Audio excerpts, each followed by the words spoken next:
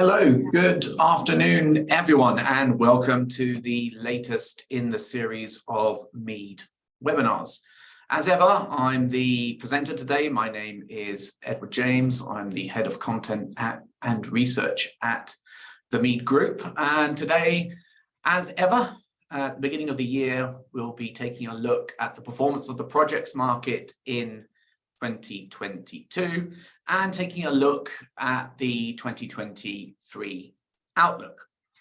Now, as usual, this presentation is being recorded, so you do not have to necessarily note everything down that you hear or see today. You should be receiving over the next few minutes in your inbox this presentation in PDF format. And of course, we are also recording it, and it will be available on both the MEED and MEED Projects websites and on YouTube in due course, probably next week after it's been edited. At the end of this presentation, which will take approximately 30 to 35 minutes, there will be a question and answer session, like always, where you have an opportunity to submit your questions. You can see there's a Q&A box.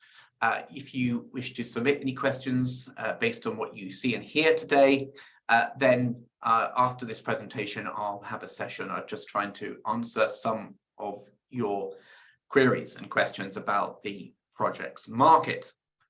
Okay, so without further ado, let's proceed with the presentation.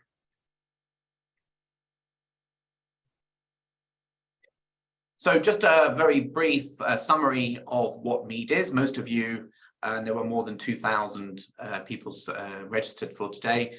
Most of you will be subscribers already to MEED.com and MEED Projects, but just in case you are new to MEED, MEED.com is a news, features and analysis tool, which you can find on MEED.com, and MEED Projects is our database of all major projects in the Middle East and Africa. So if you're interested in those, please feel free to visit anytime and learn more about them. Now, as part of the MEED Group, we also have a content solutions division, which specializes in generating unique and valuable content to highly engaged audience for our clients. We offer a range of different formats, such as print, publications, digital, live events, and so on. So if you're interested in content solutions or marketing solutions through content, then also please get in touch with us. And finally, just before I start this presentation, this is tied in with our latest report, which is on the 2023 planned project awards and the outlook for the year as a whole. If you are looking for a report in easy to digest PowerPoint format that looks at some of the largest projects and gives data on the projects market through 2023 for planning or strategy purposes, then this is ideal for you. And for those attending today, you get a discount and a pre-launch offer. Just scan the QR code here, you can see, and purchase it before the end of the month, and you can benefit from that discount. Okay, so the best place to start, I think, at the start of 2023 is by looking back at 2022 to understand the market today and how it's performed in the last 12 months. So this graph here, to start off with, shows the value of contracts awarded over the last decade or so. And this is the value of total contracts in all 6 GCC states. And as you can see on the far right side, 2022, there were $94.4 billion of contracts awarded in the region across all sectors last year. And that is actually down on the $115.8 billion awarded in 2021. It is higher than the slump we saw in 2020 due to COVID, but nonetheless, as you can see from this graph, it is the second lowest year in a decade for the GCC projects market. Now, this is very disappointing. I didn't expect this at the start of last year. Most people thought that 2022 would be a better year of higher oil prices with recovery from the pandemic. But actually what we've seen is a decline in project awards last year. And so I think for many people, it would have been a very disappointing year. And certainly we were hopeful of a much larger number at the start of 2022. So let's split that data down and look at it from a country perspective, because the same story doesn't apply for every country. You can see here that Saudi Arabia pretty much matched its excellent 2021 performance by awarding just under $54 billion of contracts, which is more than 50%, of course, of the total number or value of contracts awarded in 2022 as a whole. And it is by far and away the largest projects market today. On the other hand, you can see that the Qatar market and the UAE market both declined, Qatar to 14.2 billion and the UAE to $19.2 billion, with Bahrain, Kuwait and Oman being much smaller in size and either growing or remaining fairly stable year on year. So we can see that the fall year on year and overall value of projects is due really to declines in the Qatar market especially, but also in the UAE. Just a note for everyone, this presentation is being recorded and it will also be emailed to you over the next few minutes, and you will have an opportunity to listen to it in due course once we put it up on our websites and on YouTube. So you don't have to record everything and you will get a copy of it as well. And also, just as a reminder, please submit your questions in the Q&A box after this presentation. You will have the opportunity to ask questions and we'll give it our best shot at answering them. Now, another reason why 2022 was disappointing is because the oil price was higher. And of course, as we all know in the region, very dependent on oil revenues. And when the oil price is high, governments have more revenues and therefore theoretically have more money to spend. However, as we've seen here in 2022, despite the quite sharp rise in the average oil price last year, project awards, as we've just seen, have fell. And that clearly illustrates that either there is a reduced connection or tie between contract spending or project spending and the oil price, or more optimistically, it indicates that there might be a lag between higher oil prices and project spending as governments prepare their budgets and prepare their project plans. Obviously, we hope it's the latter, so that 2023, 2024 will be better years. But the market really hasn't been the same since the oil price fall in late 2014. As you can see here, there has been, since 2015, quite a sea change in the value of work awarded, much lower value of work compared with 2014, 13, 14, 15 era when oil prices were much higher. But you can see in 2015, there was the oil price slump, but spending was still high. So conversely, the expectation might be that with oil prices going up, we might see that start filtering through into 2023 and 2024. Now, just taking a look at the same data from a different perspective, which is the number of projects. Now, MEED projects tracks all projects with a value of more than $10 million. And as you can see here, we had the peak in terms of the number of projects awarded, more than 3,000 in 2014 and more than 2,000 in 2013 and 2015. But since then, in line with lower contract overall project awards, we've also seen a decline in the number of contracts awarded.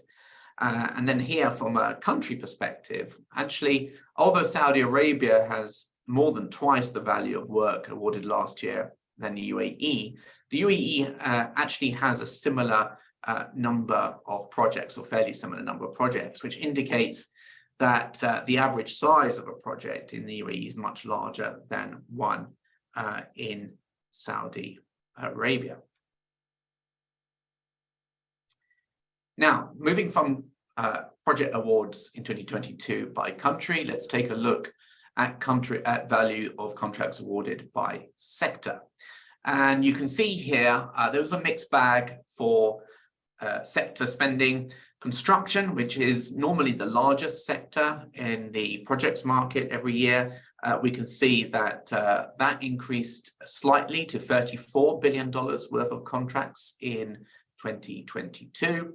Gas was well down, but that's really because of the fact that 2021 was an excellent year due to the Qatar LNG program. And indeed, that's why Qatar fell so sharply between 2021 and 2020.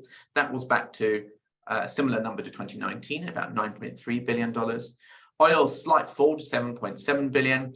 Power fell, perhaps surprisingly, to 9.8 billion.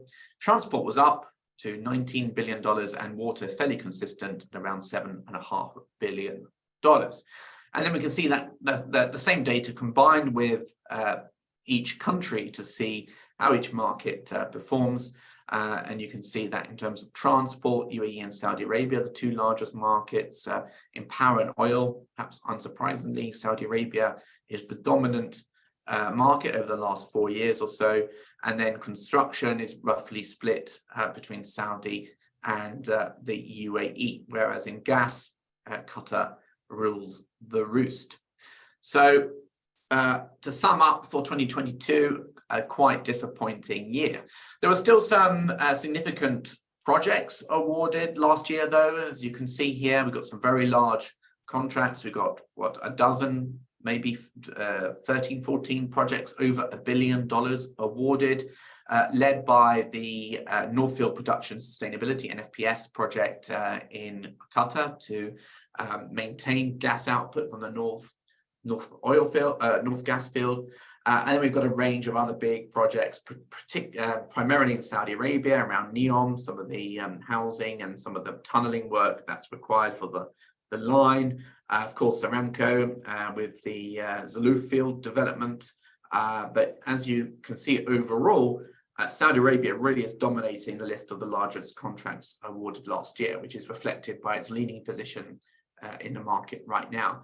On the other hand, you can also see that spending has been pretty much evenly spread over most of the sectors. So every sector has had some contribution, which is a positive development, because we don't want a market that is too focused on one sector. Rather, it's preferable to have a projects market that has opportunities across all segments.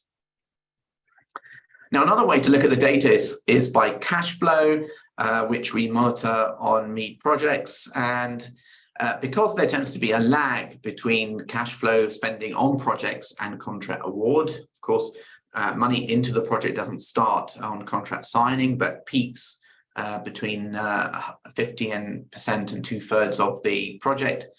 You can see that although the market reached a peak in 2013 to 15, actually, in terms of cash flow going to the market, was more like 2017, which was at its maximum.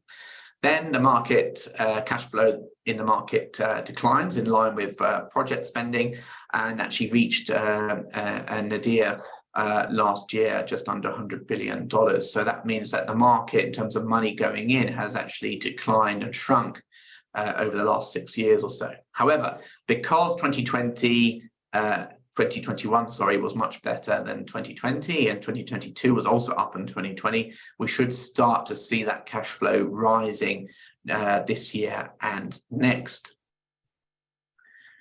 Now, just in terms of who were the most successful contractors and the most active clients in 2022, actually the leading contractor was JGC Corporation out of Japan. It's good to see Japanese contractors back. Both JGC and Chiyoda have been very successful in the last 2 years. Chiyoda in the Qatar Gas LNG program, and JGC with a couple of big projects for Aramco. And been fairly quiet, the Japanese contractors, over the last decade or so, but it's good to see them back. Now, the other interesting aspect about the top contractors last year is the presence and the growing presence of Chinese contractors into the market. So we see China Harbour is in second place with some $3 billion of contracts awarded last year, followed by China Offshore Oil Engineering. Then we have China State, China Energy, Guangdong Electric, and SEPCO as well, which are all leading Chinese firms. And the Chinese contractors are really coming in strong now in the GCC, and of course They've been dominant in Africa for a long time, and now they're also becoming increasingly more active in the GCC as well. Among the other companies, you can see there's quite a few regional companies like Saudi Arabian Baitur, Modern Building Leaders, Shibha Jazeera, Midmac, and so on, but also the new UAE construction champion NPCC, which is doing very well, and then the familiar faces EPC contractors Saipem, Samsung Engineering, Mukderba, LLT, and so on. In terms of the top GCC clients last year by value of work awarded, well, we can see that Saudi Aramco takes its usual position near the top of the leading clients with more than $8 billion worth of contracts awarded. And then, of course, we've got NEOM, which is likely to dominate this list for the next decade or so if everything comes to plan. It's vying with Aramco's #1 position and could well overtake it this year if all goes to plan. Then Qatargas, thanks to its LNG program, and then we've got other big mega giga projects in Saudi Arabia like Roshan, Qura, the Royal Commission from Riyadh, Diriyah Gate, and Qiddiya, and so on. So again, a range of different clients from different areas of the market. Right, that's the last year. Now, that's done and dusted. It was a disappointing year, but let's look ahead now for 2023 and see what the prognosis or outlook is for the next 12 months or so. Just a reminder, this presentation is being recorded. You will have an opportunity to watch it again in your own time, and you should have already received in your inbox by now a copy of the presentation in PDF format as well. And it will go up on YouTube, I guess, probably next week after it's been edited. And you'll also have an opportunity using the Q&A box now live to submit your questions, and I will answer them at the end of the presentation. Right, short-term outlook. First of all, let's just start with January, just to see how it's compared with previous Januaries in previous years. So we've seen, and today, as of 26th of January, we've seen nearly $8 billion worth of contracts with 5 days to go before the end of the month. And you can see that's roughly comparable with 2022, up on 2021, but lower than the previous 10 years or so. So we're not seeing anything particularly striking in January this year, but then that's probably not very incisive because of, or insightful because, of course, it's just 1 month and it's difficult to reach a conclusion from that. Just to have a quick look at some of the top contracts awarded, just to show there's life still in the market. $2.8 billion for the ethane cracker in Qatar, one of the biggest petrochemical projects awarded in the world at the moment. And of course, petrochemicals is an interesting area because we are going to see, I think, a very significant acceleration in project activity in petrochemicals, thanks to projects like the Ta'aziz development in Ruwais to produce a range of chemicals, also in places like Duqm and Al Zour in Kuwait, which also are going to have integrated refinery and petrochemical complexes. Then we've seen the upgrade of container terminals at King Abdulaziz Port in Dammam. We've got reverse osmosis plants and also for Aramco in Saudi Arabia. We understand that the Cavalli Catholic Tower in Dubai Media City, one of the largest Dammam projects, has recently been awarded, and that's a very big project, as was last week the Six Senses Palm project, which was also awarded last week. And you can see we've got a range of different segments, countries awarded recently in the market. Right, so taking January aside, what's the outlook for the rest of the year? So here we've taken just projects on our database, either where the tender has been issued or where the tenders are under bid evaluation. The reason we've taken those is that they have the greatest likelihood of being awarded this year. And when we calculate or add those up, we have visibility on approximately $110 billion worth of projects expected to be awarded this year. And that would including the value of work already awarded in January, that would equal about $117, $118 billion of contracts, which would make it a little higher than 2021 and be quite a big recovery on last year. Now, of course, this data can't take into account projects which are not yet known. It can't take into account the fact that there may be projects which inevitably get delayed or cancelled, but nonetheless, it is a fairly accurate means of understanding the indicative value of work coming up this year. And as you can see, when we split this data, we have Saudi Arabia by far and away the largest projects market again, with about 54% of all projects, worth some $64 billion, which would be, as you can see on the right-hand side, that would equate to a 20% growth year on year on the projects market. The UAE would have about $23 billion, which on the right-hand side, you can see would be growth of about 21% on the previous year. Qatar, on the other hand, would decline on the basis of the known projects pipeline to about $10 billion, which is similar to a long-term average for Qatar. That would be a fall of 29% on last year, mainly because there's still not very much clarity on what the government is planning to do after the World Cup. There hasn't been a big announcement on what projects are planned as part of the Qatar 2030 national vision. And until there is, it doesn't have a huge pipeline of work. Oman at 7.7 billion, Kuwait at 10.2 billion, and Bahrain at 3.4 billion, which are quite substantial growth on 2022 data, but also, of course, coming from a much smaller base. Now, in terms of that same data, looking at it by sector, you can see there's a very healthy spread of projects across different segments, pretty much equal between water, power, and construction, between $19 and $22 billion each, transport, gas, and oil, around $12 to $15 billion, and of course, chemical here, about $12 billion. And on the right-hand side, you can see the comparison with previous years and the growth or decline in projects.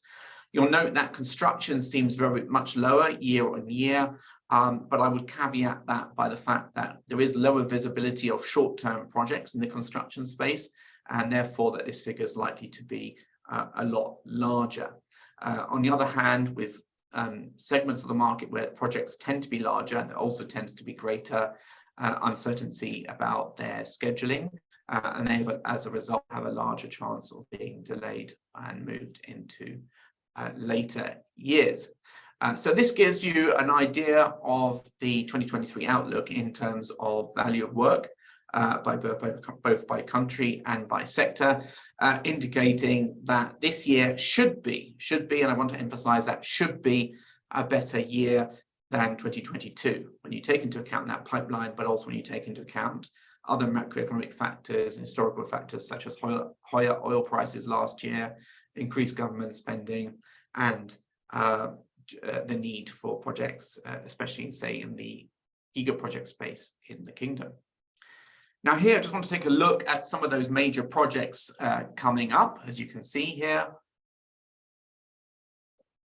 the largest single project we believe will be awarded is the, in fact, which are under valuation already, which are the two additional LNG trains for Qatar Gas in Qatar to bring total LNG export capacity in Qatar up to around 126 million tons a year.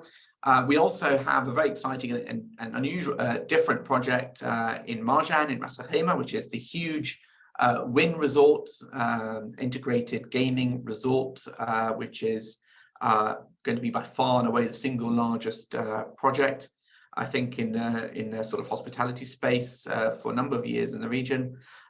This is going to feature a high-rise tower, some 70 stories or so, a very large gaming area, and they're moving on it very quickly. The design hasn't yet been fully completed and announced, but we have the architects on board finishing those designs, and indeed WIN is already engaging with ALEC and China State on the early works construction for the project, and we expect that to be awarded later this year. We also got a number of other projects across different segments. We've got the ADNOC seawater treatment plants at Merthyr and one other location. We have got recently tendered Qasim and Taiba IPPs for SCPPC. We've got some Aramco contracts. We have got a range of contracts at the petrochemical facility at Al Miral in Saudi Arabia. Of course, we've also got a range of packages coming up at NEOM, including perhaps the most significant one, which is the dams for the Bow, the lake in Trojena. We have an enchanted forest and several dams around that, as well as pipelines, of course, and then a funicular railway connecting it through to the lower elevation areas. So very significant work coming up in NEOM for that, and also, of course, on the connector, South Connector, North Connector, the tunneling works on the line project as well. So lots of different interesting projects coming up across different markets, but as you'll see from this table, largely, again, dominated by Saudi Arabia. Okay, let's look at beyond 2023 at the long-term future pipeline for the market. We still have a very significant pipeline of more than $2 trillion worth of projects which are known, planned, and unawarded in the region. Saudi Arabia is, as it has been for quite a long time, the largest single market, more than $1.2 trillion of known future projects. That's more than half of the overall market. We then have UAE at 473 billion, Oman 170 billion, and so on. Now, of course, this is not to say that all these projects will be awarded over the next 10, 15 years. There will be some cancellations. Of course, there will be some delays. There will be changes in budgets. And likewise, at the same time, of course, there are going to be many projects which we don't know about, which are going to be added to this list as well. But when looking at this graph, I think it's important to bear in mind that over the last decade, there have been well over $1 trillion worth of contracts awarded in the GCC. So when you're looking at this $2 trillion figure, it's well within the bounds of historical capability and capacity. Just a reminder to keep your questions coming. I already see there's quite a few questions. Stick them in the Q&A box and I'll get round to answering them later at the end of this presentation. Right, in terms of the top future clients in the GCC over the next few years, we can see here that the largest, and it's so large that I actually can't fit it in this graph without making it difficult to read. The largest single future client is, of course, NEOM. It's a $500 billion project. It's the largest in the world. And there is hundreds of billions of dollars of projects coming up, if all goes to plan, over the next 10, 15 years. And that is such a large figure that it doesn't fit here. So number one is NEOM, but number two, Aramco. As ever, it's always at the top of the future projects list, as you would expect, more than $80 billion of known projects in the pipeline. We then have the Royal Commission for Riyadh City, which is the client for lots of the big mega projects in Riyadh, including the metro expansion, some of the Riyadh Green projects, Riyadh Art, and so on. And of course, within Riyadh, we've also got some very significant projects like Riyadh Sports Boulevard and the King Salman International Park as well. Next up, we've got Qatargas with its LNG program. We've got the nuclear energy program in Saudi Arabia, and then we've got common clients that we all know, Aldar in Abu Dhabi, Iman, Dubai, ADNOC, and so on, Nakheel, and so on. We've got other big mega giga projects in Saudi Arabia going up the list, like Roshan. We've got Red Sea Global, as you see there, Jeddah Central, Diriyah Gate, and so on. So what are some of the largest future projects in the pipeline? Well, NEOM, as I mentioned earlier, hundreds of billions of dollars of future work, the nuclear energy program in Saudi, Green Riyadh, as I just spoke about, the largest hydrogen project in the world, which is the geo-energy Innertech project in Duqm, tens of thousands of gigawatts of power to create hydrogen for export. Roshan's Sedra district in North Riyadh, we've got Upper Zakum Field Development, Jeddah Central, another PIF project in Jeddah, King Salman International Park, and so on. And as you can see, a large mix of different sectors. Construction is quite prevalent there, but there's other projects across other segments too. And again, you'll see that Saudi Arabia features quite highly here, but there are projects in other markets as well. So what are the key trends going forward for the projects market in the region? Well, some of these trends are long-term, or drivers are long-term, and will continue to drive the projects market. Clearly, we've got high population growth, particularly in somewhere like Saudi Arabia, and the government needs to create housing, build housing, create jobs, attract investment, and build infrastructure and increase power and water capacity to cope with that increase in population. And that is a major driver for project needs in the region. A more emerging sector, faster emerging, newer sector is the emergence of the hydrogen economy, which I'll touch on in a bit. There has been a big push for hydrogen in the last 18 months, 2 years, and there are now more than 40 hydrogen projects in the MENA region worth more than $100 billion. So this is a very fast growing sector, and a lot of companies are trying to get into it. The Middle East has all the right attributes, high solar irradiation levels, good location for export, and is perfectly placed to become first movers in this area. Another big emerging sector is ESG and how that drives the construction market, particularly with regards to sustainable construction and the use of construction technology. This is something that companies are going to have to pay increasing attention to, particularly as clients themselves insist on greater sustainability measures. Of course, we've got the national visions, which are driving project development. The biggest case in point is, of course, the Saudi 2030 vision, which is driving the Giga projects program. That's a very important framework for project development. We also have, sitting alongside hydrogen and ESG, really, we've got this big drive towards renewable energy, particularly in solar, which is aimed at reducing carbon footprint and as part of the race to net zero. And this ESG, energy and renewables, energy transition to hydrogen is, of course, very critical, given that we have COP28 coming up in November in the UAE, and it's going to dominate the conversation throughout the year. So if you as a company are not yet created a strategy for ESG or framework for ESG, now is the time to do so, because otherwise you get, potentially you could be left out for many projects as a result.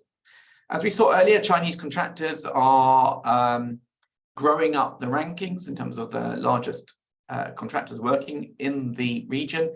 A lot of this has got to do with the Belt and Road Initiative, and of course China's push to get more Chinese contractor involvement. Just this morning, we were reading about the Chinese in negotiation with Saudi Arabia over the financing and development of the Saudi land bridge, which they have been in negotiation with for quite a long time now. And it's clear that China wants to become the infrastructure and financing partner of choice for major projects in the region. So these are the main drivers, not all, by all means, not all of them, but certainly encompass a lot of those drivers for the future projects market.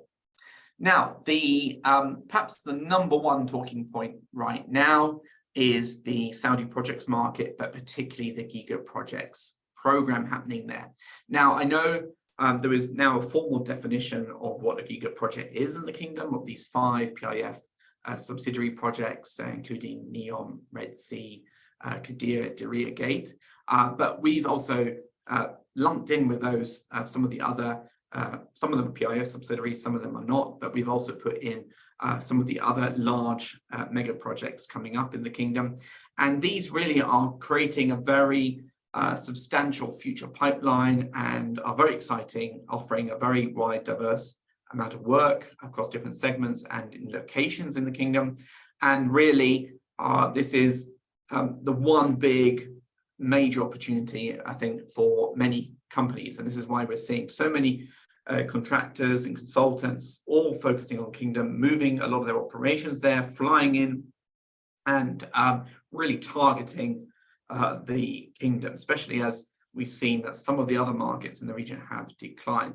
So you can see there's a lot of data on here, which I won't go through, but there's more than $750 billion of work planned over the next decade in the Saudi mega projects program, just across these 20 projects or so.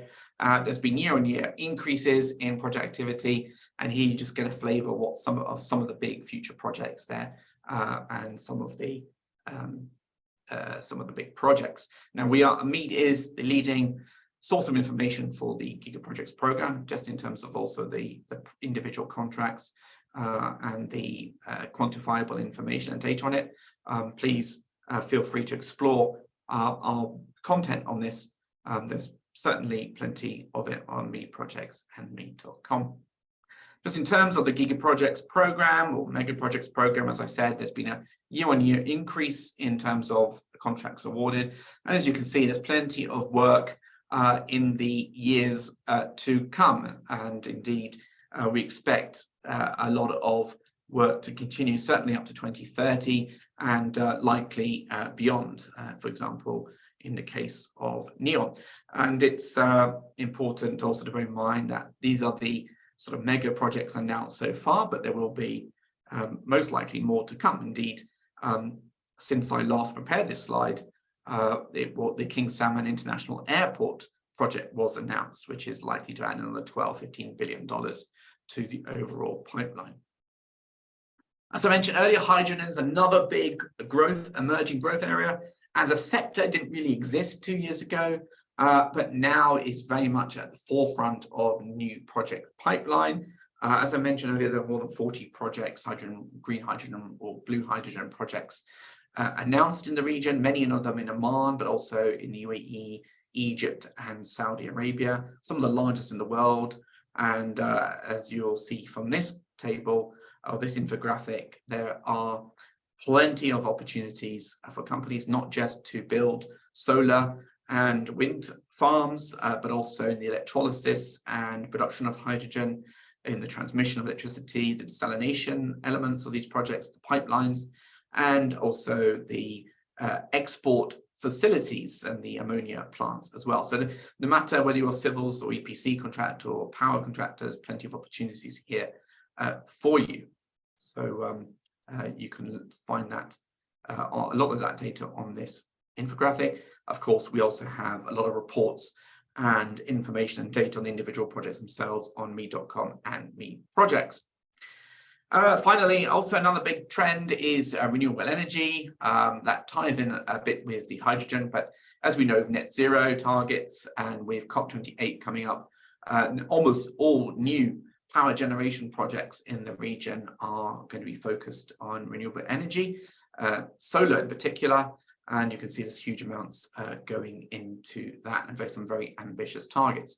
It's been helped by the fact that solar energy production, PV energy production, is now on par in terms of cost as gas-fired production, and it really is going to be a major trend going forward.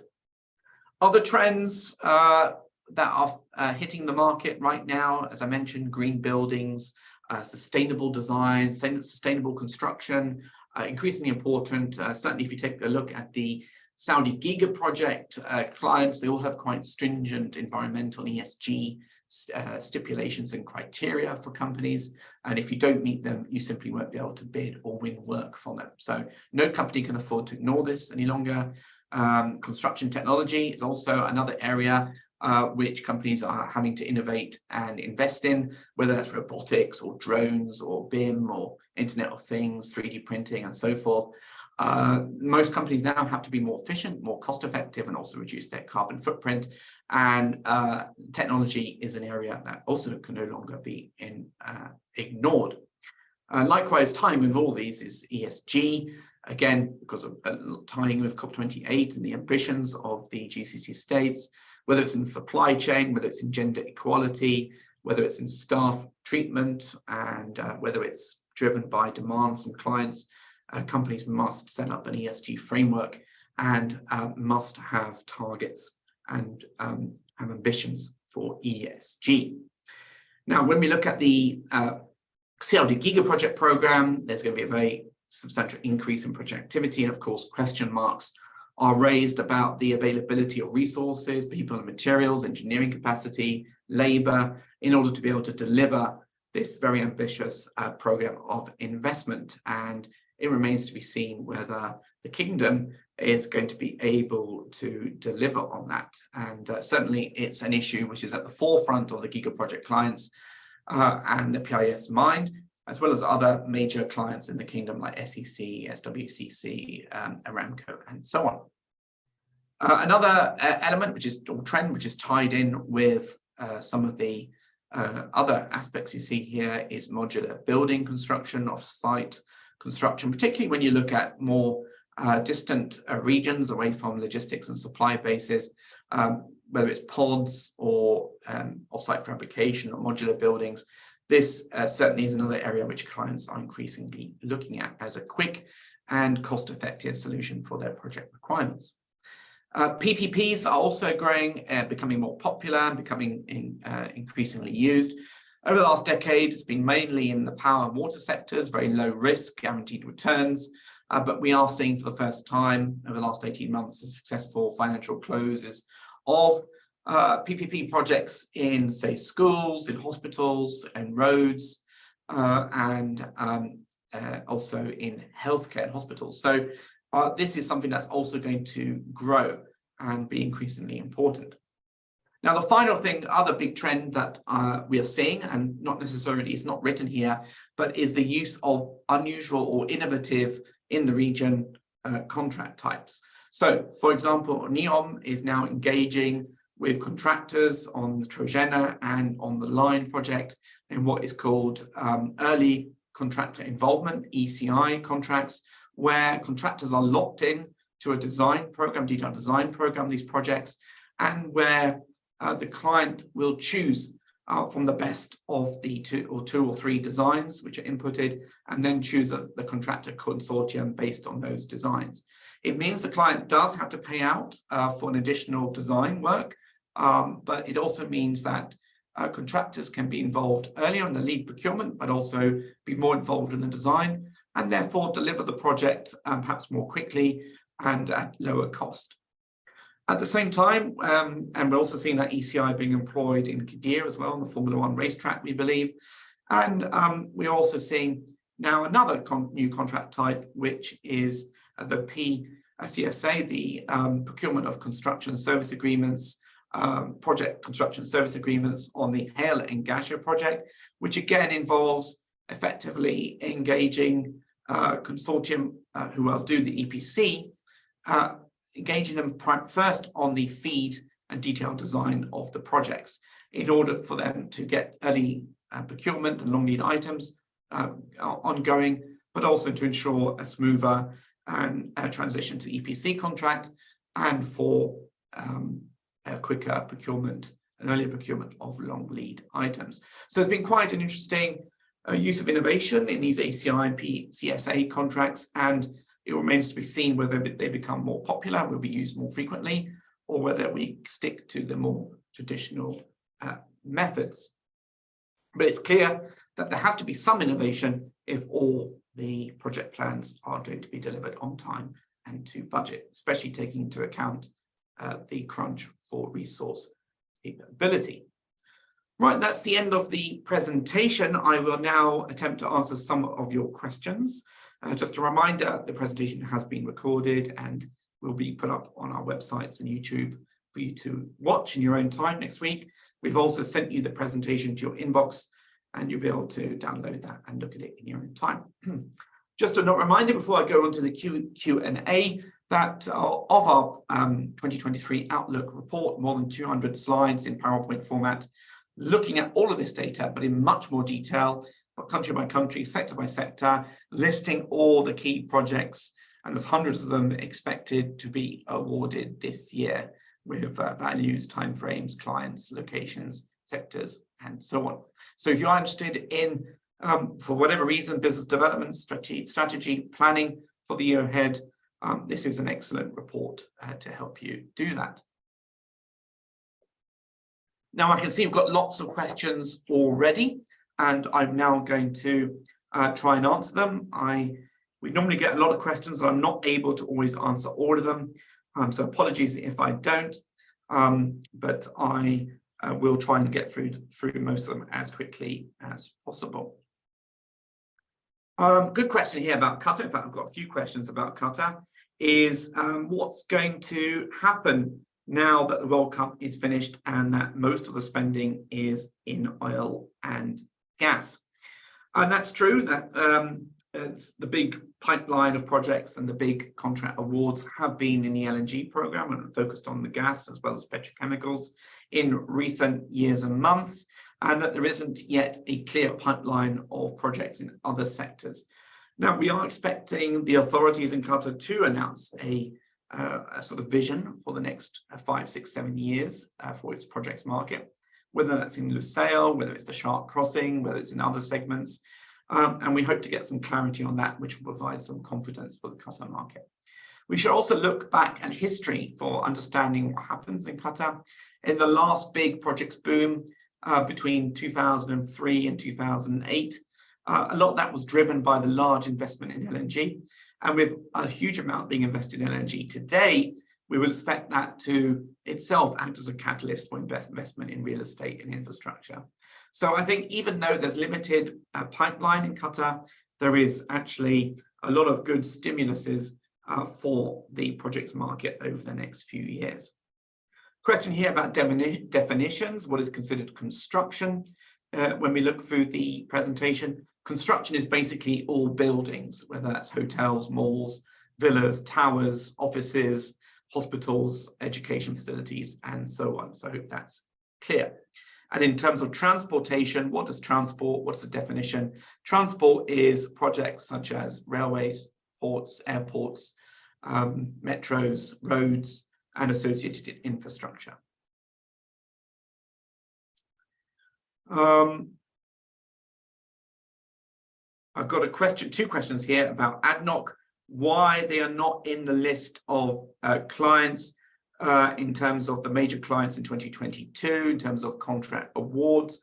Well, they are and they aren't in that list, and that's because ADNOC itself isn't a procurer of projects, many projects itself. Instead, most of its contracts are actually procured by its operating subsidiaries. So whether that's ADNOC onshore, ADNOC offshore, TA'ZIZ, Borouge, ADNOC gas, and so on. So this is why ADNOC spending tends to be split across different companies, and that explains why it itself doesn't feature in that list. But bear in mind also that's just the list of the top 20 clients. Of course, there are many, many more clients not appearing on that list who have a small amount of work awarded that year.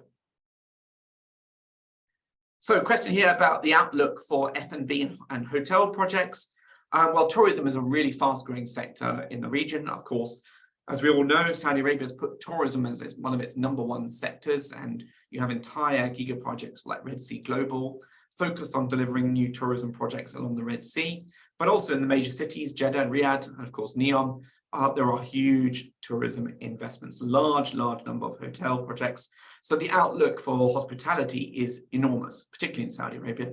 But also if we look at just even here in Dubai, you can see the Wynn Integrated Gaming Resort in Ras Al Khaimah is a huge project. We've got the Bellagio MGM project in Dubai underway. We've got a large number of big hotel projects like the Six Senses awarded just last week. So a very, very optimistic and bright outlook for hospitality projects in the region, and not just for new build, but refurbishment is an increasingly popular or important space for hotels, as some of them are aging and need to keep up with other hotels by refurbishing every 8 to 10 years or so. That's an increasingly growing market, and not just in hotels, but in offices, which are competing for office space. They are also now needing to be upgraded, modernized, and refurbished. taking into account particularly green building practices and automation systems and so on. This is also another fast growing market in the region. We've had hundreds of billions of projects awarded over the last 20 years, and now a lot of them are needing to be updated. Okay, just going through some more of your questions, reading them. Got a question here about Green Riyadh. It was on the list last year, but not this year. I believe Green Riyadh has appeared in this table, but we can talk about that offline. It could be that we split Green Riyadh into various components, which is why it doesn't appear, but I believe it is appearing on the long-term list of projects. Can you say a few words about railway projects in the region? It's a very interesting question, railway and metro projects. I talked earlier about the land bridge project between Jeddah, Riyadh, and Khobar, Dammam, and Jubail. This is a project that could well be awarded to the Chinese over the next year or so. This is more than 1,000 kilometers long for freight and railway transport through Saudi Arabia. Huge project. We've also got Etihad Rail, passenger rail upgrade of the existing network. Lots of new stations need to be built. A second phase, potentially, of a high-speed railway network between Abu Dhabi and Dubai, under Sheikh Zayed Road and underground through Abu Dhabi Island. We've got the link now to Oman planned as well. Kuwait, just 2 weeks ago, issued tender for the consulting services and tender design for its overland railway network. Of course, we've got the integrated railway network in Bahrain planned, and a link across new causeway to Saudi Arabia. And we've got metro expansions in Qatar, Doha, in Riyadh, and in Dubai. The green and red lines being extended. We've got also the Qatar metro lines being extended. And we've got the new line in Riyadh connecting the airport with Qiddiya. And we're also maybe looking at Diriyah Gate and Qiddiya being linked to the airport by Maglev. We have a study underway of a Maglev railway between Doha and Riyadh. So we have a lot now of railway projects. After a few quiet years, we are seeing railway and the GCC railway in particular coming back. And we believe this is going to be a very big year for railway and metro projects over the next 2 years. And indeed, I'll be doing a webinar and report on railway projects later this year in the summer on this particular market. What are the key geopolitical risks in the GCC? Well, we've stuck mainly here to project data and trends and information, but geopolitical risks are, of course, always a factor, as are macroeconomic and other strategic risks, global risks on the projects market.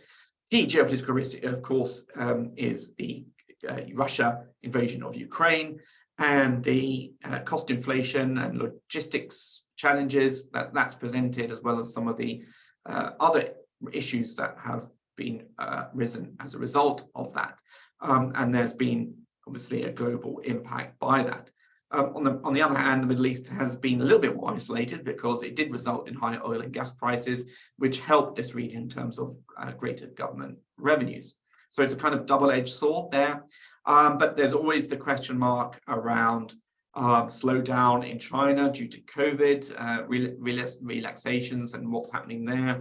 We've always got of course, the Iran issue, conflict potentially, and other unforeseen or black swan events that could always erupt in the region at any time. But we can see that relations between the GCC states are better than they have been for a while, as indicated by the renewed efforts on the GCC railway, for example. And it does, from a geopolitical perspective, doesn't look any higher risk than it has been in the past. Let's have a look. Can you give an example of sustainable construction?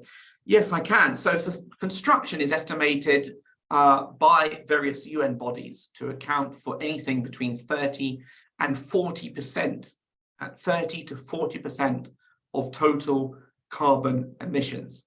That's when you take into account things like cement production, which is alone accounts for about, along with steel, for about 9% of world's total carbon dioxide emissions. when you take into account transport of workers to plants, the energy required to make the products which are used on buildings.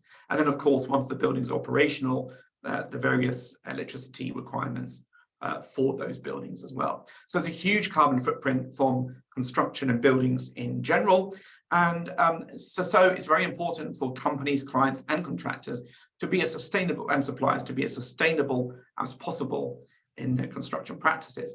So that could be things like making sure that you use electric buses, for example, when you are transporting your workers to site, using renewable energies for cement producers, ensuring that they are either capturing the CO2 or using renewable energy to partly fire or power their plants. It could be the use of automation technologies in buildings, which conserve and help conserve water and electricity, and so on. So there's many different practices and technologies that can be used to maximize efficiency and reduce the carbon impact of projects. And that's just a few examples.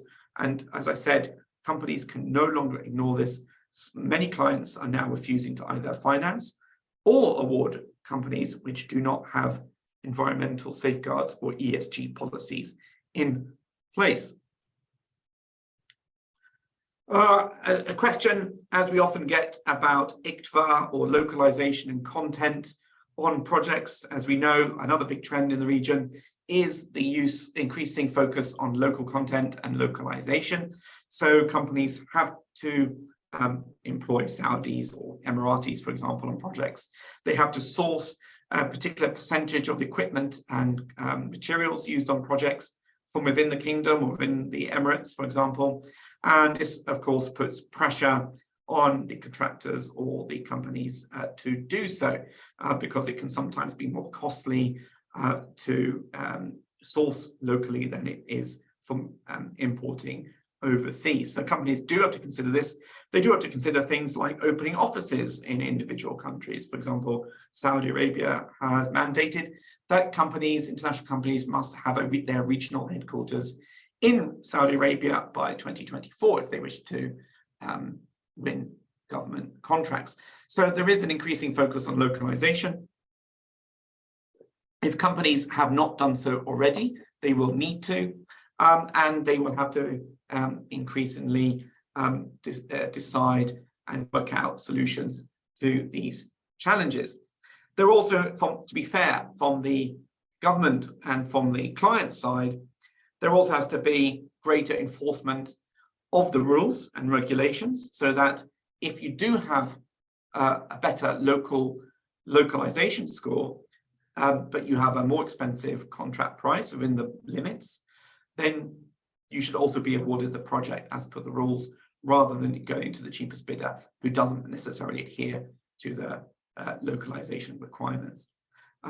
So theoretically, higher the localization content, local content, the better the technical score and the better the pricing margin. But in reality, we're still seeing low bid wins, even if it's not necessarily the best content score. Is the Landbridge project considered a giga project? Well, it depends on your definition of giga projects.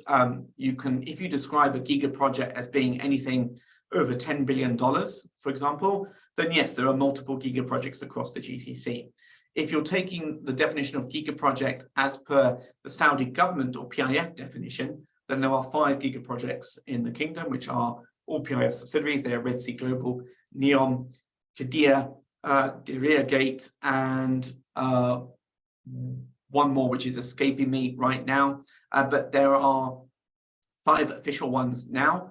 There may be future ones added as they move from the design stage to bidding, but it does depend on your definition. Can I confirm that there must be foreign businesses must be headquartered regionally in Saudi Arabia by next year? Well, that is the current position. Whether that position by the Saudi government changes, we'll wait and see. It is causing, obviously, a bit of head scratching for companies. They do have to decide how they want to approach this. As we know, many companies have until now had their headquarters in the UAE, particularly in Dubai, and it remains to be seen what they do. It may be that the Saudis extend that deadline. It could be that companies work out how they do this. It could be that they simply rename their Saudi office to the regional headquarters. But whatever happens, it is important for companies to show local commitment to the projects market, I think rightfully so. And rather than flying people in and out of Saudi Arabia, which is increasingly the case, setting up shop in the kingdom. And Saudi Arabia, or Riyadh, recognizes, the government recognizes that Saudi Arabia has a lot to do to become as an attractive place to live and work as the UAE. And that, to be fair, is also doing its best to change that situation. It's investing in a lot of new schools, using international arms of major schools around the world. It's beautifying Riyadh through the Green Riyadh program. There's projects like Sports Boulevard and King Salman International Park, Art Riyadh, which are all about making it a more pleasant place to work. And of course, you've got more liberalization in the laws, such as women not having to wear the abaya and be able to drive and so forth, which is also in tandem with trying to attract companies to the kingdom. So we expect to see some more liberalizing reforms, but yes, companies are going to have to increasingly move their workforce there. And to be fair, looking at the future data, given that the kingdom is going to be the primary source of new projects in the years to come, it really is a natural choice for many companies. Contract awards prediction for the UAE in 2023. Well, as we saw from earlier in the presentation, in terms of the pipeline of projects in bid or tender, we should expect to see around $24 billion of projects in the UAE this year. One of the big ones will be the Hail and Gasha, two major contracts. The PCSAs were signed just last week, and we should expect them to move into full EPC this year. And we will likely see the Win integrated resort as well being awarded. So all those together will be 12, 13, 14 billion dollars. So we do expect to see a big, well, not a big improvement, but an improvement, maybe 20% or so on last year's numbers. We mentioned only two big UAE clients, Emaar and Nakheel, going forward. What about all the other clients? Yes, I mean, Emaar, Nakheel, Miras and so forth are the largest clients in the real estate sector in Dubai and have been for many years. And of course, there are many other clients. I can't necessarily mention them all in a single presentation, but we have Damac awarding a lot of projects at Azizi. We have RAK Properties and Marjan in Ras Al Khaimah, as we've seen with that Win Resorts project. We've got Ellington Properties as well, and a number of other big Select Group and other large clients all announcing significant projects, but not to the same scale as we've seen with Miras and Emaar and Nakheel. And indeed, one of the big projects which could well be relaunched this year is Palm Jebel Ali. A lot of focus on that. Nakheel is buying up the sold plots of land. There was a tender a few weeks ago for the finishing of the dredging works on the Palm Jebel Ali, and I wouldn't be surprised if we do see a major relaunch of that project at some point this year. Dubai does need a big stimulus. It does need a big incentive and a big push to relaunch and revitalize the real estate market here, the construction market. It could be that Jebel Ali Palm is the way to do that. Inflation, question about cost inflation. Yes, cost inflation is a big challenge, and inflation in general, as well as higher interest rates. So it is going to push up projects, and that is going to be a factor. And especially for companies which won projects a couple of years ago and have fixed in pricing, contracts and materials, it is going to cause a problem, as is increasing logistics costs to import materials from overseas. That is also a factor. And indeed, another macroeconomic factor is the implementation of corporate 9% in corporation tax in the UAE from the summer this year. And as we saw over the last 2 years as well, the imposition of customs duties from products made in the UAE into Saudi Arabia has also caused some headaches. So it clearly, high interest rates high inflation rates, customs duties, logistics problems do not help the projects market, and indeed could be a cause of why the projects market last year didn't perform as well as we had initially hoped. A good question here about carbon capture. So we talked a lot about renewable energy and green hydrogen, but there's in the space of blue hydrogen, there is a lot of increasing focus on CO2 sequestration and injection, and indeed this is going to become more popular in the region. So to date, over the last 10 years, it's been a disappointing market. Only really 1 or 2 major CO2 capture schemes, CCU or CCS schemes in the GCC. The major one perhaps is the Al Rayeda program in Abu Dhabi.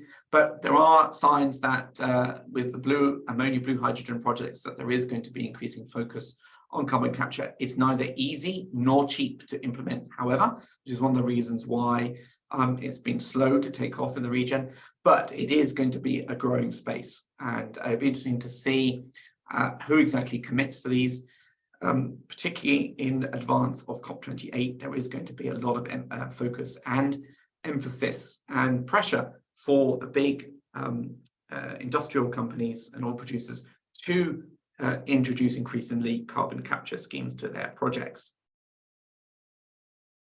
So we've already run over our allotted time, and so I'll have a chance to hopefully answer a few more questions before we end the session. I've got a question here about Kuwait, the Kuwait market, and it's true, I haven't really talked about Kuwait that much, and simply because there just aren't that many opportunities in Kuwait. There haven't been many opportunities, and it's difficult to see the Kuwait market really picking up. Again, we've just seen the cabinet resign, I think yesterday, and it doesn't look great from a political standpoint. If you don't get stable government, you can't push ahead with projects. And with the increased government spending on social policies, it really is difficult to push ahead with some of the more ambitious capital projects. We've seen, again, the big petrochemical complex in Al Zour, the Prize project, which is integrated with the newly established Al Zour refinery. Again, pushback, again, more studies being done on that. We are seeing some vegetation projects by KOC, big projects being planned, some refurbishment of power plants, but really it's difficult to see and be very optimistic about the Kuwait market. It has been very disappointing over the last few years.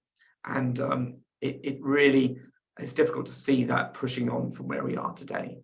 Unfortunately, I wish I could be more optimistic, but that is unfortunately the situation today, as it has been for quite a few years now. Do you know about the progress, a specific question here, about the progress of NEOM's connector depot?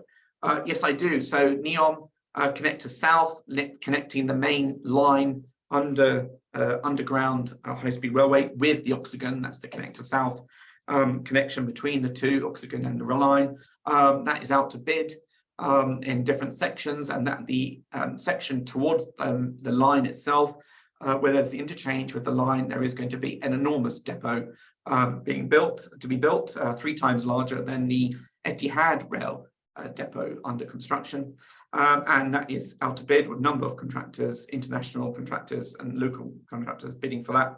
And I would expect to see an award on that this year, as well as the connector south, the cut and covered tunnels packages on the NEOM line, the concrete works as well on those, as well as the dam, as I said, the big dam projects at Trojena, the funicular time travel tunnel linking the sea level with the Trojena at altitude, as well as a number of other major significant contracts at NEOM.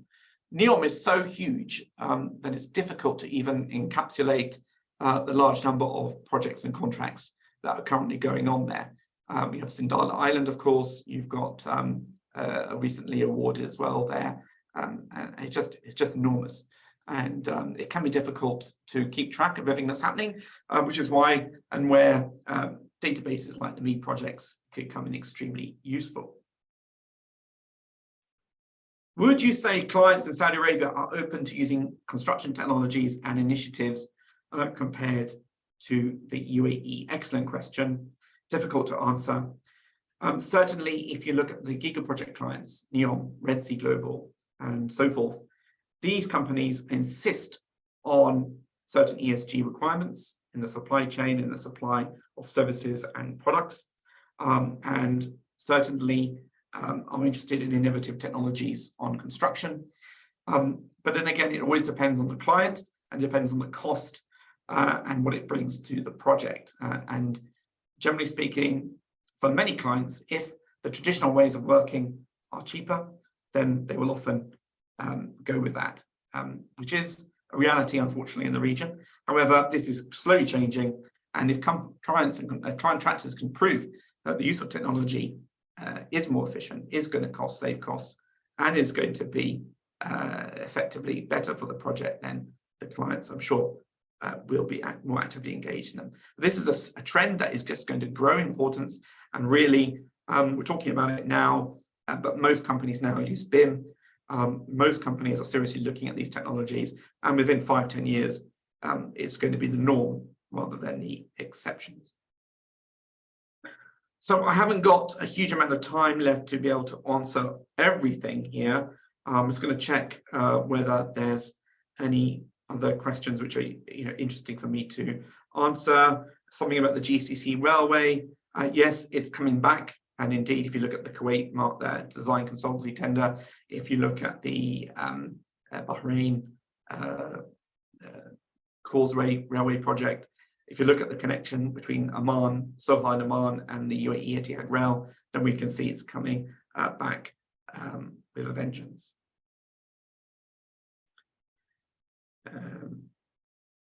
A lot of people saying thank you for the presentation. You're all very welcome. Thank you for joining us today. I hope you found it useful and enjoyable. I certainly enjoyed giving these. We have another one next month, which will be on a different subject, which will be focused on Saudi Arabia, the overall projects market there. And then we'll do other presentations, webinars this year on Qatar projects market, on railways, on the Giga projects program, the update, hydrogen, and so on, renewable energy, power and water as well. Last question I'll answer, which is about hydrogen projects. Do you see all the big hydrogen projects moving ahead? No, many of these projects will not move ahead. The ones which will are the ones which have engaged and got government partners, whether that's NOCs like Aramco, ADNOC, OQ, QE, and so forth. They have a greater chance of going ahead, as will ones which have teamed up with IOCs like Shell, BP, other big energy companies like Engie, Siemens, and so forth, and those which have already got a sound business plan and signed offtake agreements. As it stands, there are only a couple of hydrogen projects have actually got off the ground. The biggest one, of course, and the most notable one is the NEOM project, where Air Products has guaranteed the offtake and marketing of the product. There is also a pilot project in Egypt, which is now opened up. But most of them haven't reached final investment decision. And really, we will need to have the financing in place, need to have the offtake and market agreements in place before they move ahead. But there certainly will be projects that move ahead. It's really just a matter, of course, of the whole, we're getting reference cases and the each project individually making their own business case. Of course, it remains to be seen what the global appetite is for hydrogen right now. And there is debates whether hydrogen is the solution to energy challenges. There's still an issue of cost. It's still much more costly than gas, for example, or coal-fired energy. And you've got other issues such as the storage and transportation of hydrogen. But there will inevitably be a demand, and the Middle East is in a position to be able to produce hydrogen much more cheaply than elsewhere in the world. So they've got excellent advantages here. So it remains to be seen, but I'm certain that a handful of these projects, which are huge in scale, will indeed proceed. Okay, that's the end of the presentation today. I'm sorry if I didn't get a chance to answer all your questions. Please take a look at the report. It goes into much more depth and detail that I've given today. Today was 30 slides. This report has more than 200. And also, if you're interested, check out MEED Projects, the projects tracking database, me.com, our news, features and analysis site, and all the other products that MEED has to offer. Here are my contact details if you wish to have a chat. Anytime, WhatsApp, call, email me. I'll be more than happy to speak to you. And for now, thank you very much for your attention. This has been recorded. You should have received a copy of this. I look forward to your feedback. And I'll see you all again in the middle of next month, where we'll be looking at the Saudi Arabia projects market across all segments. So thank you again, and see you very soon. Thank you.